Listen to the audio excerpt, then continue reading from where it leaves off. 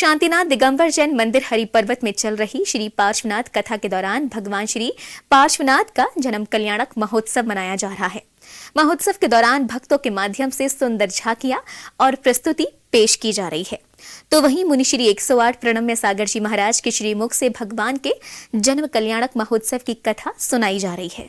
ताजनगरी की धरा पर शांतिनाथ दिगंबर जैन मंदिर प्रांगण में इन दिनों भगवान पार्श्वनाथ के जन्म कल्याणक की कथा मुनि श्री 108 प्रणम्य सागर जी महाराज के श्रीमुख से कही जा रही है, जिसका श्रवण करने के लिए हजारों की संख्या में भक्त कथा स्थल पर पहुंच रहे हैं और भगवान की अमृत वाणी का आनंद ले रहे हैं। तुम्हारे संस्कार में यही से करता हूँ कि तुम सब देव और देवियाँ आज लंबी लाइन लगाना है और लाइन केवल बस आपको हाथ लगा करके बताना है कि अगर देवों की लाइन क्षीर सागर तक लग सकती है तो हम भी अपनी लाइन हाथ से हाथ लगा करके भगवान के अभिषेक तक अपने हाथ पहुंचा सकते हैं। रविवार को कथा स्थल का माहौल दिव्य और अद्भुत रहा और रविवार को जहां एक और जैन धर्म के 23वें तीर्थंकर भगवान श्री पार्श्वनाथ का जन्म कल्याणक महोत्सव भी बड़ी धूमधाम के साथ मनाया जा रहा है, तो वहीं वाराणसी नगर में भगवान के पिता राजा अश्वसेन और माता मांभा देवी के महल में भगवान के यहाँ मंगल गीत गाए जा रहे हैं।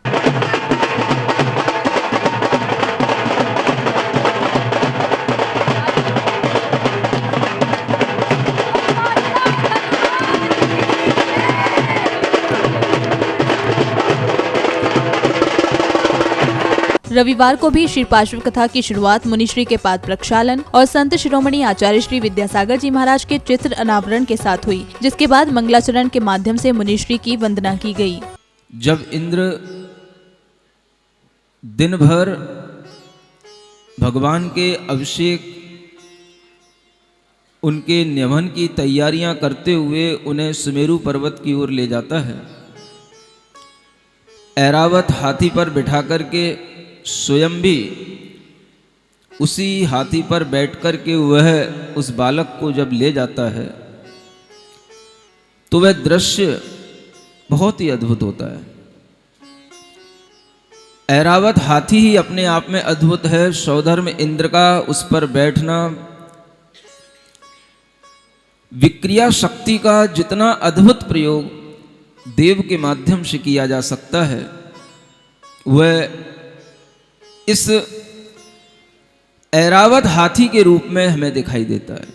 मुनिश्री ने भगवान के जन्म कल्याणक को लेकर कथा को आगे बढ़ाते हुए बताया कि पौष कृष्ण 11 के उत्तम दिवस को तीर्थंकर का अवतार हुआ। बनारस नगरी में आनंद का वातावरण छा गया। स्वर्ग में भी उस समय मंगलवाद्य बजने लगे। इंद्र ने अवधि ज्ञान से जाना कि भरत क्षेत्र में 23वें तीर्थंकर का अवतार हुआ है, इसलिए इंद्र ने तुरंत इंद्रासन से नीचे उतरकर भक्ति पूर्वक उन बाल तीर्थंकर को नमस्कार किया एवं ऐरावत हाथी के ऊपर बैठकर जन्मोत्सव करने के लिए बनारस में आ पहुँचे। साथ में अनेक देवों के विमान थे और कई देव बाजे बजा रहे थे, कोई पुष्पों की वर्षा कर रहे थे। छोटे से भगवान को इंद्र ने हाथी के ऊपर बिठाया। हाथी आकाश मार्ग से भगवान की सवारी को मेरु पर्वत के ऊपर ले गए। हमें जो यह सूर्य चंद्र दिखाई देते हैं, इनसे भी अधिक ऊंचाई पर मेरु पर्वत पर प्रभु का जन्माभिषेक किया गया। प्रत्येक वन की चारों दिशाओं में जिनालय बने हुए हैं और हर जिनालय में बड़े बड़े 500 धनुष की अवगाना वाले 108 जिनबिंब होते हैं। एक सुमेरु पर्वत के चारों ओर इन जिनालयों की संख्या चारों वनों की चारों दिशाओं की मिलाकर के 16 हो जाती है। ऐसे 5 मेरु पर्वत होते हैं जिन्हें हम पंचमेरु कहते हैं और ऐसे 80 जिन चैत्यालय अकृत्रिम जिन चैत्यालय कहलाते हैं। उनमें सबसे बड़ा पर्वत सुमेरु पर्वत ही कहलाता है।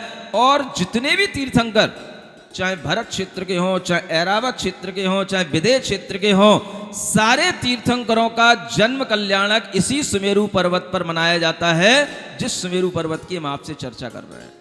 उस समय प्रभु की दिव्य महिमा को देखकर अनेक देवों को सम्यक दर्शन प्राप्त हो गया। प्रभु तो सदा देह से भिन्न आत्मा को देखने वाले थे एवं उनके दर्शन से अनेक जीवों ने भी देह से भिन्न आत्मा को पहचान लिया था। तो वहीं स्वर्ग के देवों ने प्रभु से कहा, आप तो जन्म रहित हो गए हैं, आपकी भक्ति से हमारा जन्म भी सफल हो गया है। इस प्रकार स्तुति करते हुए इंद्र इंद्राणी भी आनंद से नृत्य करने लग गए। इस दौरान प्रभु का नाम पार्श्व कुमार रखा गया।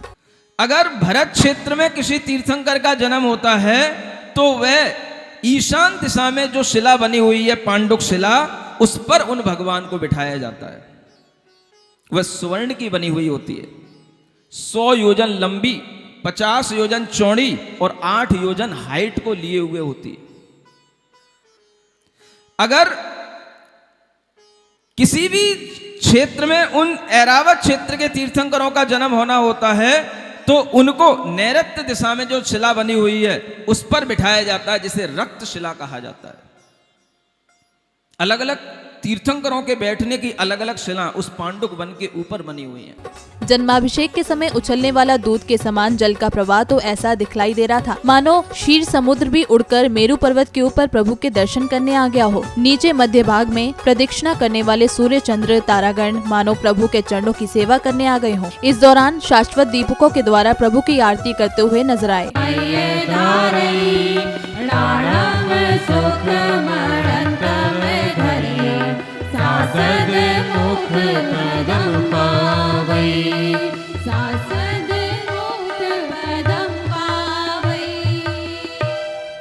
भगवान के जन्म कल्याणक महोत्सव को लेकर भक्त काफी उत्साहित हैं। मुनिश्री के श्रीमुख से भक्तों पर ज्ञान की अमृत वर्षा हो रही है। हजारों की संख्या में भक्त दूसरे शहरों और राज्यों से भी कथा स्थल पर पहुंच रहे हैं। आज महावीर दिगंबर जैन कॉलेज आगरा के विशाल प्रांगण में पूज्य गुरुदेव ब्रह्म सागर जी महाराज के मुखार बिंदु से हम सभी पार्श कथा के अंतर्गत भगवान पार्श्वनाथ के जन्म कल्याणक महोत्सव की जो है अद्भुत जो है अपनी जो है प्रसंग है उसके माध्यम से धर्म लाभ ले रहे हैं।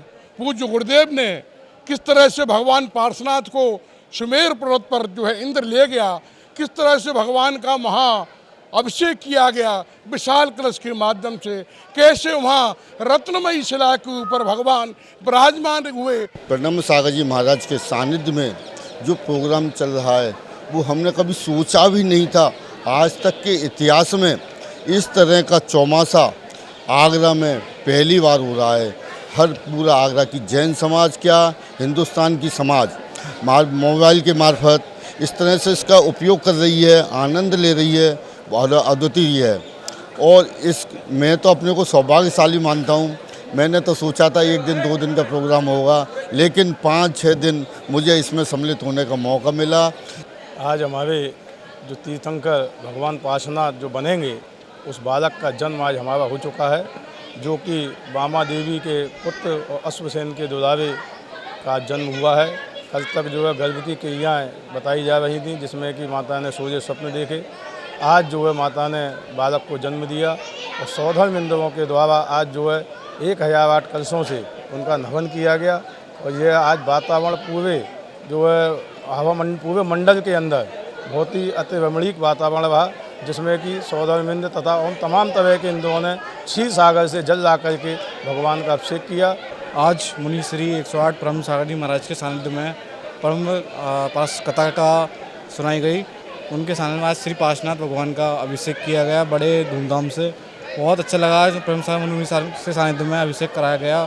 कल सौधर्म इंद्र के द्वारा अभिषेक किया जा रहा है। MD इंटर कॉलेज में मुनि श्री प्रणाम सागर जी महाराज के सानिध्य में बहुत दिनों से श्री पारस कथा नाच कथा चल रही है, जिसके चलते आज जन्म कल्याण की लीला का मंचन किया गया और भगवान का अभिषेक हुआ, जो पांडुशिला से पालकी के साथ यहाँ पे ग्राउंड में लाया गया और अनेक भक्तों ने उनका अभिषेक किया। महाराज बता दें कि जैसे जैसे कथा आगे बढ़ती जा रही है वैसे वैसे भक्तों को भगवान तीर्थंकर के बारे में जानने का मौका मिल रहा है, जिससे कथा स्थल पर वातावरण पूर्णतः भक्तिमय होता हुआ नजर आ रहा है, जिसका आनंद हर भक्त द्वारा दिल खोल कर लिया जा रहा है। जिनवाणी चैनल के लिए MD जैन आगरा उत्तर प्रदेश से ब्यूरो रिपोर्ट।